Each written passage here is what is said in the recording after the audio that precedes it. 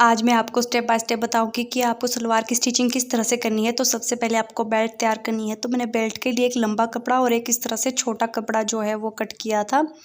अब आपको सबसे पहले जो है इसको जोड़ लेना है। इस तरह से आपको इस पर सिलाई लगा करके जोड़ लेना है।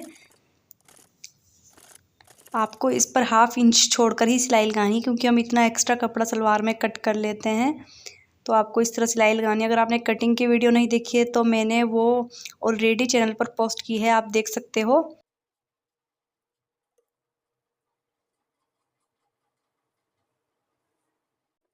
अब जो हम दूसरी साइड सिलाई लगाएंगे, जहाँ पर कि हम नेफा लगाएंगे, तो वहाँ पर हम इस तरीके से पहले थोड़ी सी सिलाई लगाएंगे जहाँ पर आगे का पोर्शन है, और फिर थोड़ी जगह छोड़ करके इस तरह से फिर उठा करके नीचे पूरे में सिलाई लगाएंगे।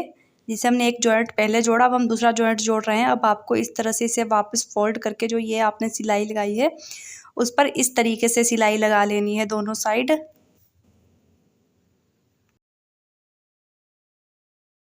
और अब आपने जो बीच में जगह छोड़ी है यहाँ पर इस तरह से आपको गोल सिलाई लगानी है, ताकि जो है वो यहाँ से सिलाई उधड़े नहीं।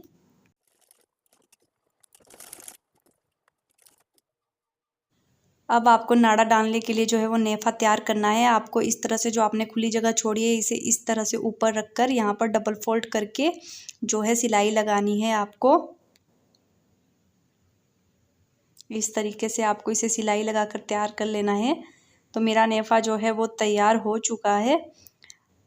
अब जो है हम सलवार को जोड़ेंगे। तो आपको जो बीच में आपने रेक्टेंगुलर पैनल कट किया था और दो साइड में कलियाँ कट की थी, तो हम उसे जोड़ेंगे। आपको बीच में रेक्टेंगुलर पैनल रख के उसमें एक कली इधर की साइड से जोड़नी है और दूसरी कली जो है वो इधर की साइड से आपको इसमें जोड़ लेनी है। आपको उल्टी साइड से ही सिलाई लगा लेनी है। मैंने ये उल्टी साइड ऊपर रखी है।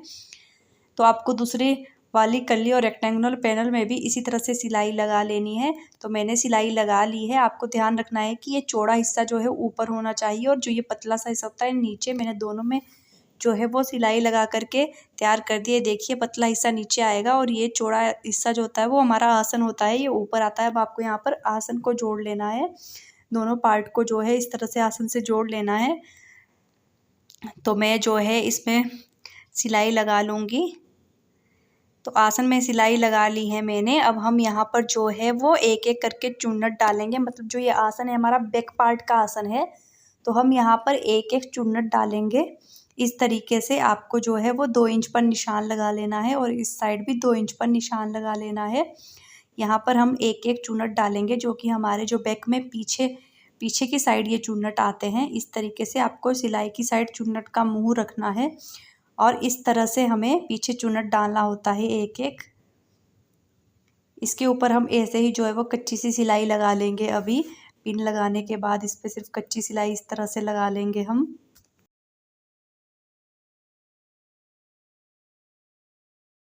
अब आप देख सकते हो कि इस पर मैंने सिलाई लगा ली है। अब जो है आपको इसे जो है वो बेल्ट के साथ अटैच करना है। तो आपको बेल्ट को इस तरह से रख लेना है। ये हम आगे है जो हमारा वो नाड़ा डालने वाली जगह है और इस तरह से रखना है।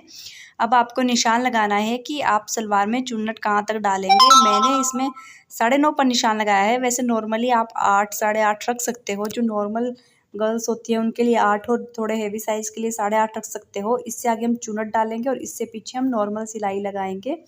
तो आप सेंटर पॉइंट पे थोड़ा सा कट लगा लीजिए, जैसे कि मैंने यहाँ पर सेंटर पॉइंट पे थोड़ा जो है वो कट लगा लिया है। अब जो है आपको जो ये सेंटर पॉइंट है वहाँ पर जो हमने अभी चुन्नट डाले हैं सलवार में, उसे इस तरीके से सेंटर पॉइंट से मिला करके इस पर सिलाई लगा लेनी है। आपको सीधी से सीधी साइड मिलानी, क्योंकि सिलाई हमें उल्टी साइड पर ही लगानी है। अब आप इस तरह से चुन्नट को रखते हुए बेल्ट पर सिलाई लगा लेंगे और आपको ये सिलाई यहाँ तक लगानी है जहाँ पर आपने निशान लगाया है, क्योंकि इससे आगे जो है वो चुन्नट डलेंगे।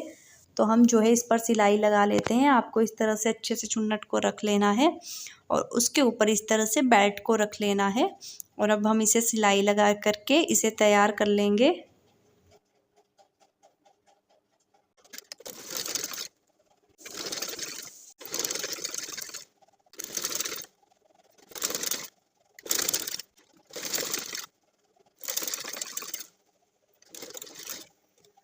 मैंने जो सिलाई है वो लगा ली है। जो ये हमारा पोर्शन अब बचा है वहाँ पर हम चुन्नट डालेंगे। तो मैं आपको एक चीज़ बता देती हूँ कि जैसे कि आप जो चुन्नट डालोगे अब, तो आपको इस तरीके से चुन्नट डालने हैं, इस तरीके से इधर की साइड से, क्योंकि इसका मुंह जो है वो सेंटर पॉइंट की साइड होना चाहिए। और इधर से आप इस तरह से चुन्नट डालोगे। ये चुन्नट और ये चुन्नट इस तरह से मुँह करते हुए आने चाहिए बीच में। तो आपको इस तरह से चुन्नट डालने हैं। आपको जो है आगे का आसन भी जो है वो सिल लेना है, वहाँ पर सिलाई लगाकर चुन्नट डालने हैं। तो मैंने एक साइड के चुन्नट जो है डाल दिए हैं। अब मैं दूसरी साइड के चुन्नट जो है आपको डाल करके दिखाती हूँ। अब आप जैसे उल्टी साइड जो है सिलाई लगाते हो, तो आपको सीधी साइड देखना है कि चुन्नट का मुँह जो है वो दूसरी साइड के चुन्नट की तरफ होना चाहिए, मतलब सेंटर पॉइंट की तरफ होना चाहिए। तो आपको इस तरह से अब चुन्नट डाल के इसे तैयार कर लेना है। आप देख सकते हो मैंने चुन्नट डाल के सलवार को तैयार कर लिया है। और अब आप देख सकते हो कि मेरी जो सलवार के चुन्नट है उसका मुंह एक दूसरे की साइड है इस तरीके से। अब चुन्नट डालने के बाद आपको जो है वो इस हिस्से में जो है वो पोंचे को अब अटैच करना है। तो हम जो है पोंचा तैयार कर लेंगे। तो आपको इसको नाप लेना है कि आपने इसे कितना रखा है, आप कितना पोंचा बनाओगे। तो मैंने थोड़ा एक्स्ट्रा रखा था। वैसे मेरा पोंचा जो है 11 आता है, मैं 5.5 पोंचा रखती हूँ, लेकिन मैं एक्स्ट्रा 12 इंच का कपड़ा लूँगी और बुकरम भी इतना ही लूँगी।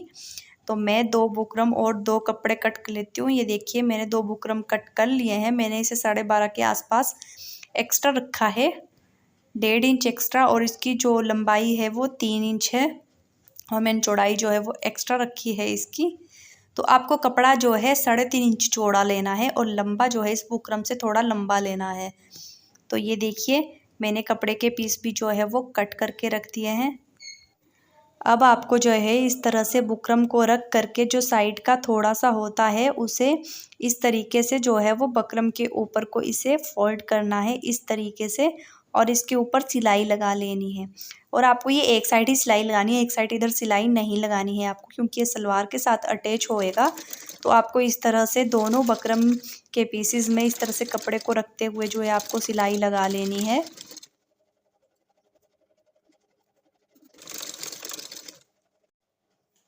इसी तरीके से आप दूसरे वाले बकरम में भी सिलाई लगा लेंगे। तो आपको इसी तरह से कपड़े को रख लेना है और थोड़ा फोल्ड कर लेना है। तो आप देख सकते हो मैंने दोनों बकरम में सिलाई लगा ली है। अब हम इसे जो है वो सलवार के साथ जोड़ेंगे। तो ये सलवार की सीधी साइड है और हम सीधी साइड पर है जो वो पोंचे की सीधी साइड रखेंगे इस तरीके से, ताकि हमारी सिलाई जो है वो उल्टी साइड पर आए। और जो आपने थोड़ा थोड़ा कपड़ा छोड़ा है अब आपको उसके ऊपर सिलाई लगानी है। ध्यान रखना है बुकरम पर सिलाई नहीं, सिर्फ कपड़े पर सिलाई आनी चाहिए। तो अब आप इस पर जो है वो सिलाई लगा लीजिए। सिलाई आपको दोनों पर इस तरह से लगा के तैयार कर लेना। देखिए मैंने सिलाई लगा दी है। अब हम जो है इसे इस तरह से फोल्ड करेंगे। जो ये वाली साइड है हम इसे इधर अंदर की साइड लगा करके इसे इस तरह से इस तरीके से फोल्ड कर लेंगे।